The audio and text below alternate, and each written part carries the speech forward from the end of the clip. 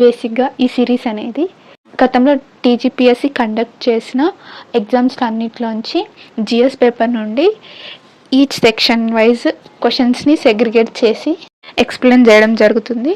ఇది టీజీపీఎస్సీ నుంచి వచ్చే ప్రతి ఒక్క నోటిఫికేషన్కి ఇంపార్టెంట్ టాపిక్. ఇప్పుడే కాదు, ఫ్యూచర్లో కూడా ఇది ఇంపార్టెంట్గానే ఉంటుంది. వీడియో పాస్ చేసి మీరు ఆన్సర్ ఇవ్వడానికి ట్రై చేయండి. మీరు ఓన్గా ఆన్సర్ ఇచ్చాక ఎక్స్ప్లెనేషన్ చూడండి. క్యాబినెట్ మిషన్ ఇండియాకి ఎప్పుడు వచ్చింది? క్యాబినెట్ మిషన్ ఇండియాకి ఎప్పుడు వచ్చింది? మార్చ్ 1946లో వచ్చింది. ఇది మెయిన్గా రావడానికి రీజన్ నేషనల్ కాంగ్రెస్ అండ్ ముస్లిం లీగ్ల మధ్య ఉన్న ఇష్యూని సాల్వ్ చేయడానికి. నెక్స్ట్ క్వశ్చన్, కింద ఇచ్చిన వాటిలో మన రాజ్యాంగంలో మనం వేరే దేశం నుంచి తీసుకున్న టాపిక్స్ యొక్క లిస్ట్ ఇచ్చారు. అందులో ఏ ఆప్షన్ మిస్ మ్యాచ్ అయింది అనేది మనం కనిపెట్టాలి. Answer is concurrent list from Canada. First option miss match చేయబడింది. మనం కెనడా నుంచి ఫెడరేషన్ని తీసుకున్నాం, కాన్కరెంట్ లిస్ట్ని కాదు. ఫెడరేషన్ అంటే సెంటర్ మరియు స్టేట్ పవర్స్ని డివైడ్ చేయడం. నెక్స్ట్ క్వశ్చన్, 44వ రాజ్యాంగ సవరణ ద్వారా ఇంట్రడ్యూస్ చేయబడ్డ ఆర్టికల్ 38 సెక్షన్ 2 యొక్క ఆబ్జెక్టివ్ లక్ష్యం ఏంటి అని అడుగుతున్నాడు. ఈ అమెండ్మెంట్ యాక్ట్ 1978లో వచ్చింది. The answer is to minimize economic inequalities in income. Okay, ఆర్థిక పరమైన అసమానతలను తగ్గించడం కోసం. నెక్స్ట్ క్వశ్చన్, ఈ కింద ఇచ్చిన స్టేట్మెంట్స్లో ఏది కరెక్ట్ స్టేట్మెంట్ అని అడుగుతున్నాడు.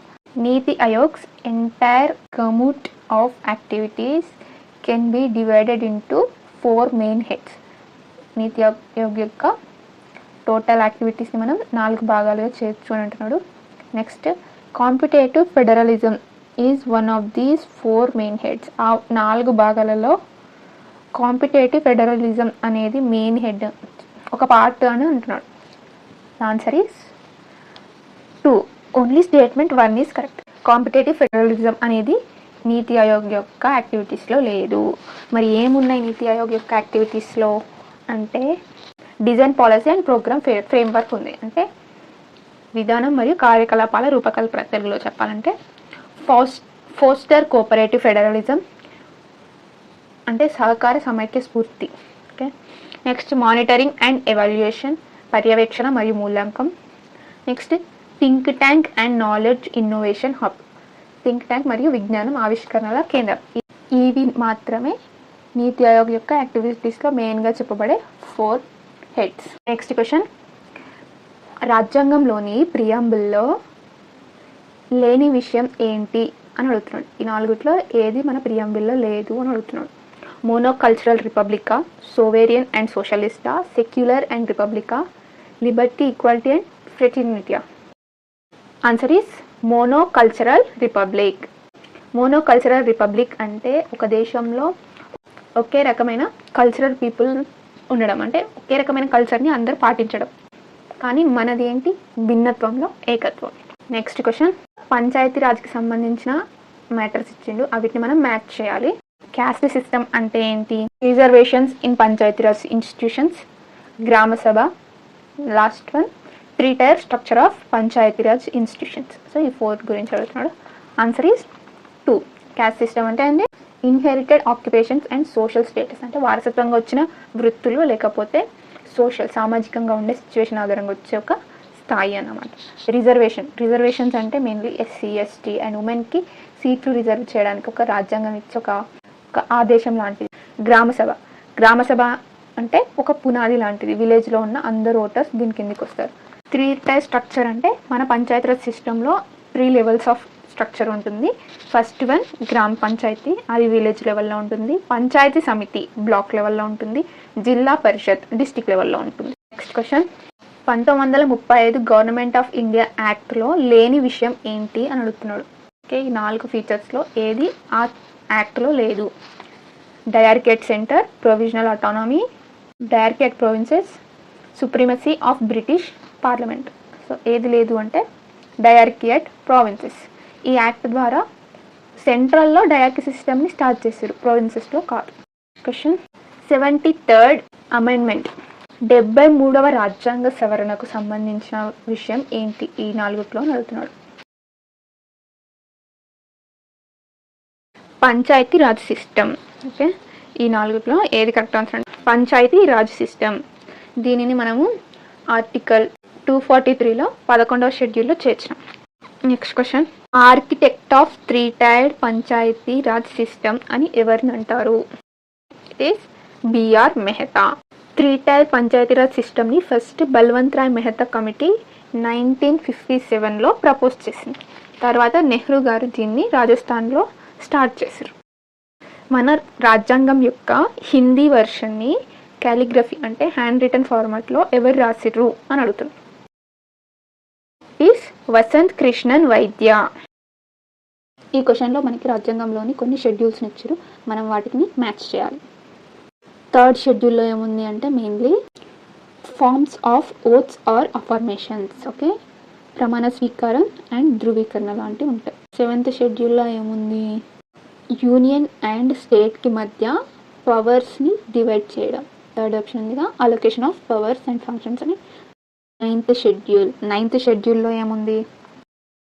Validation of certain acts and regulations. కొన్ని యాక్ట్స్ అండ్ రెగ్యులేషన్స్కి సంబంధించిన వివరాలు ఉన్నాయి. మెయిన్లీ దేని గురించి అంటే భూ సంస్కరణలు మరియు జమీందారీ వ్యవస్థకు సంబంధించిన యాక్ట్స్ గురించి. 12th షెడ్యూల్ 12వ షెడ్యూల్లో ఏముంది మరి అంటే మున్సిపాలిటీల యొక్క పవర్స్ గురించి, రెస్పాన్సిబిలిటీస్ గురించి ఉంది. So answer is 2. Next question, కింద మనకు రాజ్యాంగం యొక్క సైలెంట్ ఫీచర్స్ని ఇచ్చారు. సో మనము అందులో ఇన్కరెక్ట్గా ఉన్న పేరుని ఐడెంటిఫై చేయాలి. ఫస్ట్ వన్ వచ్చి federal structure, rigid constitution. Second one fundamental rights, enforceable by courts. Single citizenship, separate constitution for states. Parliamentary sovereignty, absence of judicial review. So ఇందులో ఏది ఇన్కరెక్ట్ అంటే single citizenship, separate constitutions for states. Okay, single citizenship పౌరసత్వం ఒకటే, కాకపోతే స్టేట్స్కి separate రాజ్యాంగం ఏం లేదు మన దగ్గర. నెక్స్ట్ క్వశ్చన్, కింద ఇచ్చిన యాక్ట్స్ని బట్టి ఆర్ ఈవెంట్స్ని బట్టి మనం క్రొనాలజికల్గా మనం అరేంజ్ చేయాలి.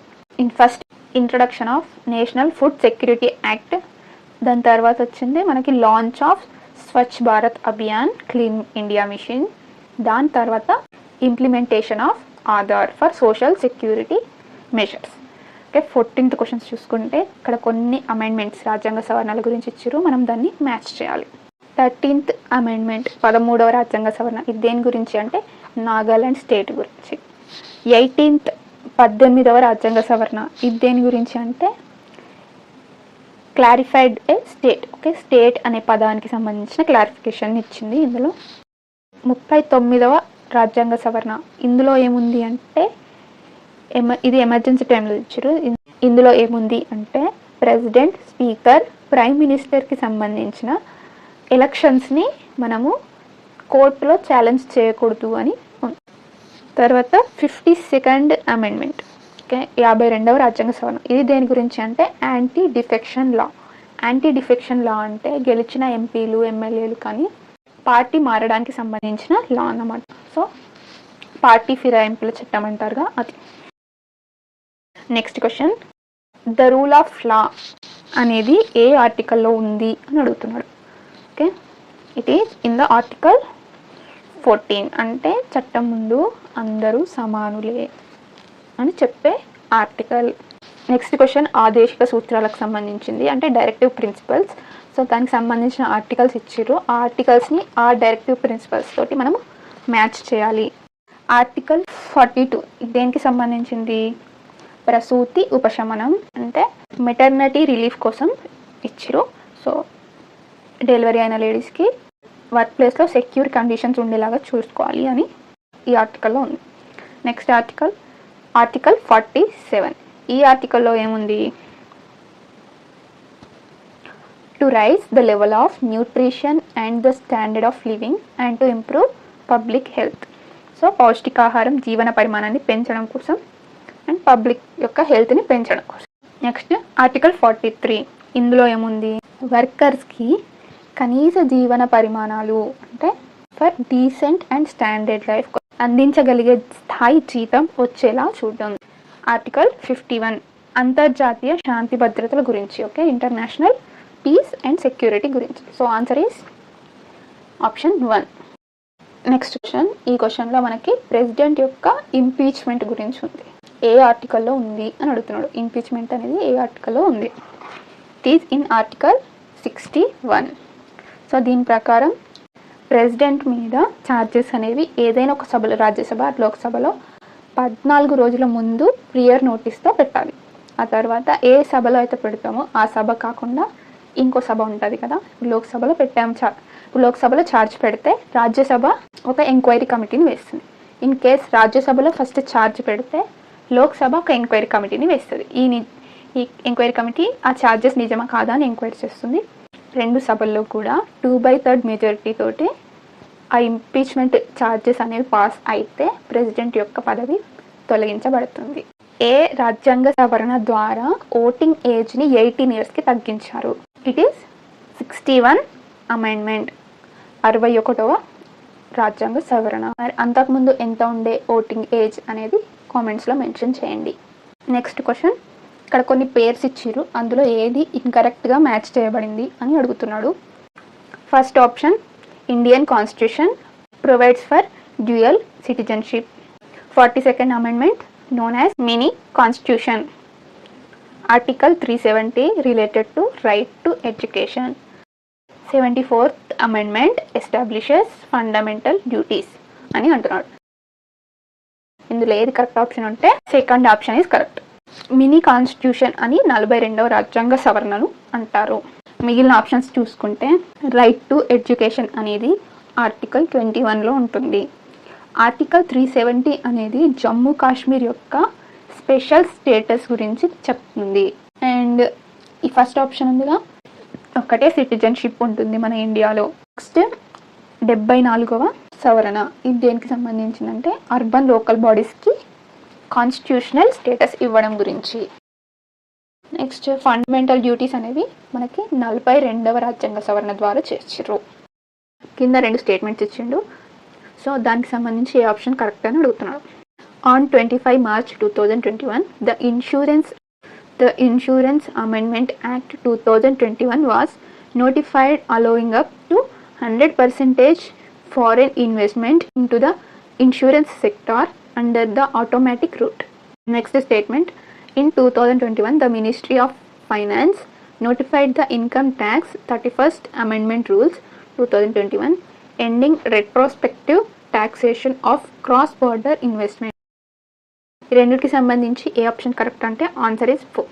సో ఓన్లీ స్టేట్మెంట్ 2 అనేది కరెక్ట్. ఫస్ట్ స్టేట్మెంట్లో ఏది రాంగ్ ఉంది అంటే ఇది 100%కి పెంచలేదు, 74కి పెంచారు. అంతకుముందు ఎఫ్టీఐ ఎంత ఉంది అంటే 49% ఉంది. మన రాజ్యాంగానికి సంబంధించిన సైలెంట్ ఫీచర్స్ ఇచ్చారు, దాన్ని మనం మ్యాచ్ చేయాలి. ఫెడరలిజం అంటే ఏంటి? Power is divided between central and states, okay, అది ఫెడరలిజం. నెక్స్ట్ మ్యాచ్ చూసుకుంటే ఫండమెంటల్ రైట్స్ పార్ట్ 3లో ఉన్నాయి. And this provide individuals basic freedom and protection, okay, ఇది మన ఇండివిజువల్స్కి బేసిక్ ఫ్రీడమ్ని మరియు రక్షణని ఇస్తుంది. Next directive principles of the state. So దీనికి మ్యాచ్ ఏంటి? C, guidelines for state to establish social and economic justice and welfare for the citizens. పౌరులకు సంబంధించి ఆర్థిక మరియు సామాజిక న్యాయం కోసము అండ్ సంక్షేమం కోసం గైడ్లైన్స్ ఇవ్వడం స్టేట్కి. Next parliamentary system.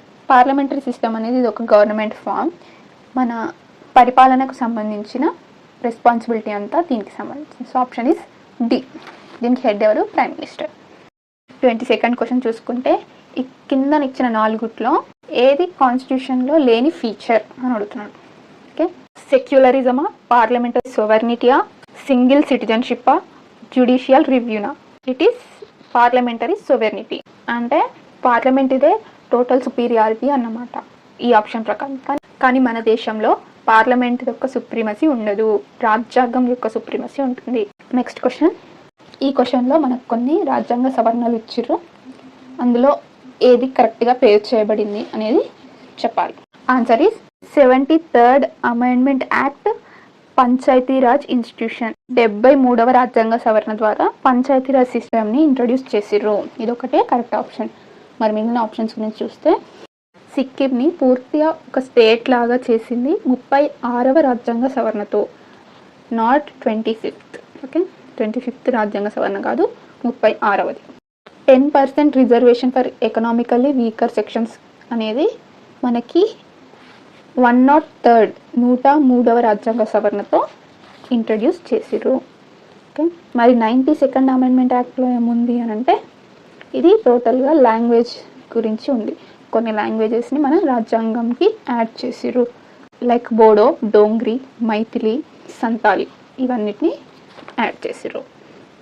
Next 52nd amendment 52వ సవరణ ద్వారా యాంటీ డిఫెక్షన్ లాని ఇంట్రడ్యూస్ చేసిర్రు. నెక్స్ట్ క్వశ్చన్, కింద ఇచ్చిన యాక్ట్స్ని జరిగిన ఇయర్ని బట్టి లైన్గా అరేంజ్ చేయాలి. Okay, answer is 2. First one వచ్చేసి ఎంప్లాయీస్ కాంపెన్సేషన్ యాక్ట్, తర్వాత the employees state insurance act, తర్వాత వచ్చింది the employees provident funds and miscellaneous provisions act, తర్వాత లాస్ట్కి వచ్చింది the employment exchanges compulsory notification off vacancies act. Last question ఈ పార్ట్లో, ఈ రైట్ టు ఎడ్యుకేషన్ అనే యాక్ట్ ద్వారా ఏ ఏజెస్ మధ్య ఉన్న కిడ్స్కి ఫ్రీ అండ్ కంపల్సరీ ఎడ్యుకేషన్ని ప్రొవైడ్ చేస్తున్నారు? Answer is 6 to 14.